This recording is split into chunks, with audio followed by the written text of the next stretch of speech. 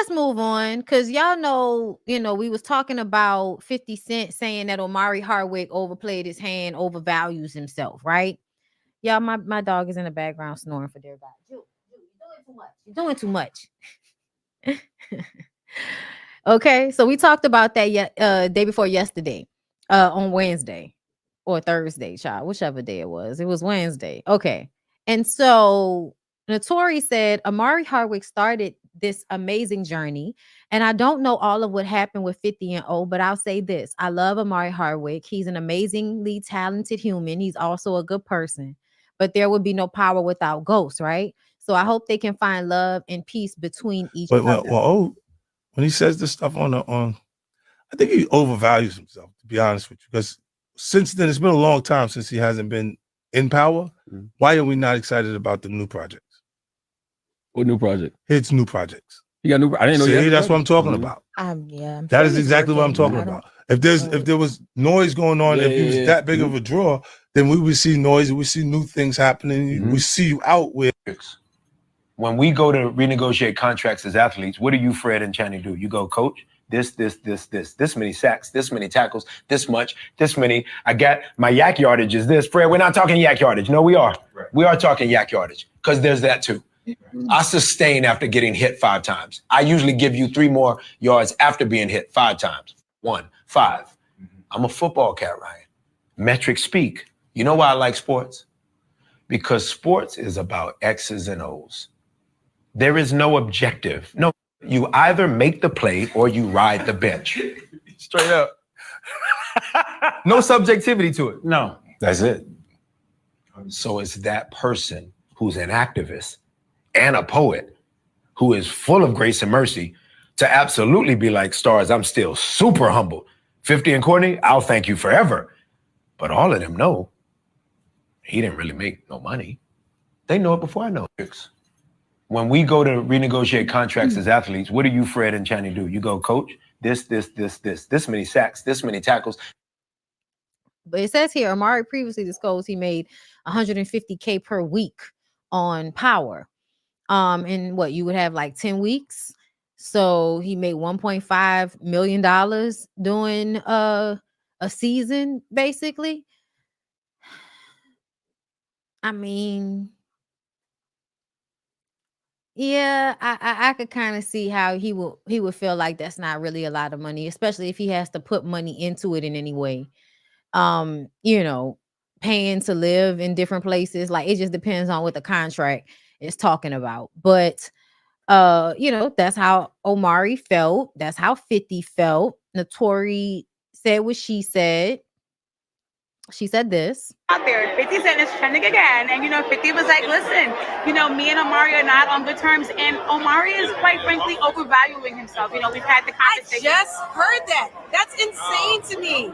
Omari is literally the epitome of power. Omari Hardwick started this amazing, the journey.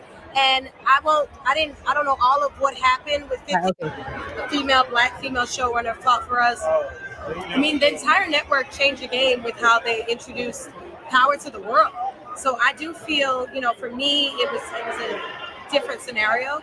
But I have so much, again, understanding, love, and support for what everyone's experiences, what he went through. But I definitely feel like last. Can you see them reconciling with 50's personality? Can you see them? Oh, of course. I think 50 is super cool, and he will reconcile at the end of the day with anyone. I mean, he got Taraji in a new show, and when Empire was on, it was peak. I think at the end of the day, it's all love, and we can always do, piecing it up. So that's how. So yeah, she said that, and to some degree, I do feel like 50, tries to show up a little bit better than he used to. He's still a clown, he still trolls people, all of that shit. Because I'm still mad about the way he clowned her about her hair. It was a lot of things. My sound. It was a lot of things that 50 has done over the years that I have found reprehensible and just shows him to be a fucked up human being. I'm still not over how he treated his son. The shit that went down with that first baby mama, you know what I'm saying? Like, just made him look like not a good person. I also didn't like 50 Cent from the way he first came out bullying the shit out of Ja Rule. Like it was a lot of shit that I did not like about him. I also didn't like about, he was very big-headed about himself. And I understand you have to be like that. But when him and Kanye had their albums coming out on the same day and he thought he was going to outsell Kanye, I thought that was crazy. It was back when we was all still fucking with Kanye. It was like, yeah, son, like you've always thought you were better than everybody and you really weren't. Like to me, he didn't make better songs than Ja Rule. Like the only reason Ja Rule really fell off is because Ja Rule went to did he go to jail? And he had that case. He had that shit, wasn't that a RICO charge or some shit they had with Irv Gotti and all of them?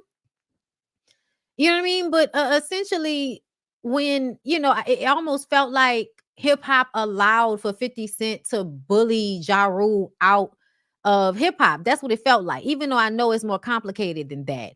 And that shit annoyed the fuck out of me because y'all, we had bangers every summer for like a good 2-3 years because of Ja Rule. And then 50 come out and it's like 1 or 2, 3. Yeah, okay, I'm a window shopper. And go get shorty, it's your birthday. And then the song with Sierra and I take you to the candy shop. You know what I'm saying? Like he made good songs. Please don't get me wrong.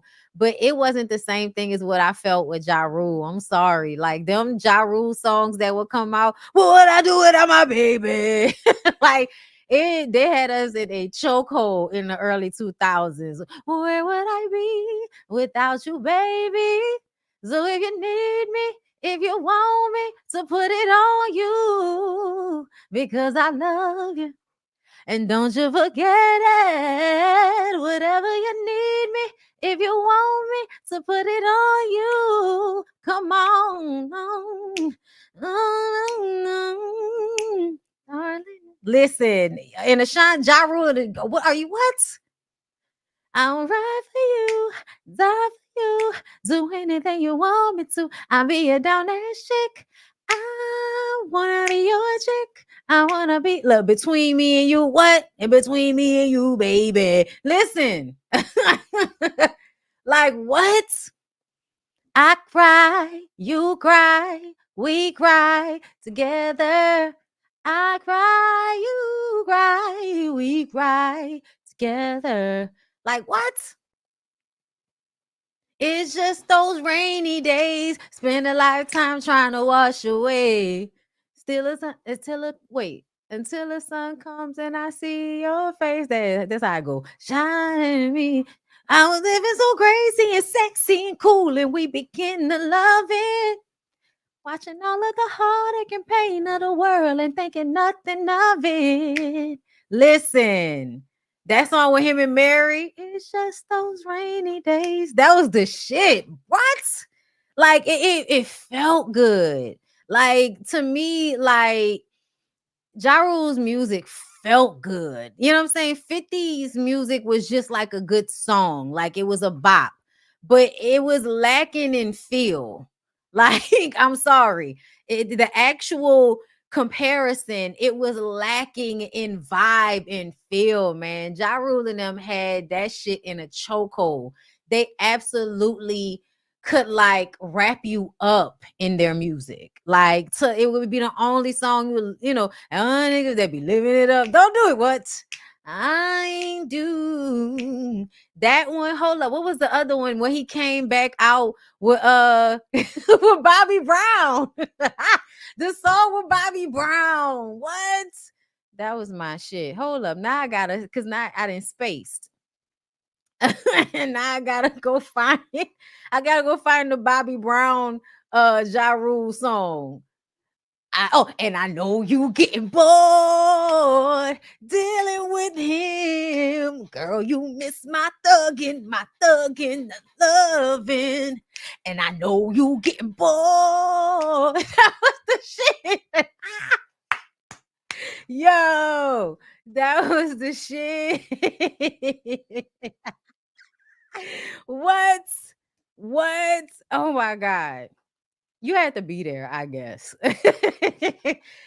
Bobby was high as a cat. Shout, the way Bobby ran off the jet, they had a plane set up, and Bobby ran off the plane doing high knees. And I know you get bored. Bruh, I loved it. It was a great time. Yeah, Ja Rule and Nelly had us like in a straight cycle. Oh, listen, it was a great time. Mm. If you want to go and take a ride with me with three niggas in the boat with the goldies, oh, I do I this. Hey, must be the money. That was the shit. But yeah, y'all, I just never understood. Anyway, let's get back to 50. 50 said, I was minding my business. Then here we go again, shaking my head. I don't have a problem. I don't have a problem. I don't have a problem with a problem. Do we have a problem? I don't know. I don't know what this means. I don't know what this means. Well, I don't know what this means. I don't know. Is it a threat? Like, I don't know what's going on. I think that, I was just being honest, and it's no shade to 50. He has his feelings, and I don't know all of the issues that went down, like I said in that interview. But I think overall, I was just trying to express that, power was something that started this whole journey of creating stars, the Stars app. And I'm grateful for the opportunity. And 50 and Courtney gave me that opportunity. So, at the end of the day, I know that there's politics involved in their positions as well. So I respect 50, but I also have to honor what Omari Hardwick brought to the table. And all I said in that interview was that, I feel like he is kind of a staple in the power world, that we can never undervalue him either. So I just think that as people, particularly as Black people, I'll just say this, as Black people, we have to remember to be okay with valuing each other. And really celebrate those moments. I think that, I was just being up on. Okay, so yeah, I appreciate what she said. I do. And I do feel like she was very much trying not to have an issue with anybody in her statement. And I felt like it was fair. So, if 50 wants to like crash out with Natauri over that shit, that'll just go to show that, the Lord ain't done with 50. There's still a lot of maturing that needs to happen as it pertains to the way he deals with conflict, especially with women, when it ain't even about all that. Like, it ain't even worth all that. It ain't about all that. Like, just chill the fuck out all the ways around.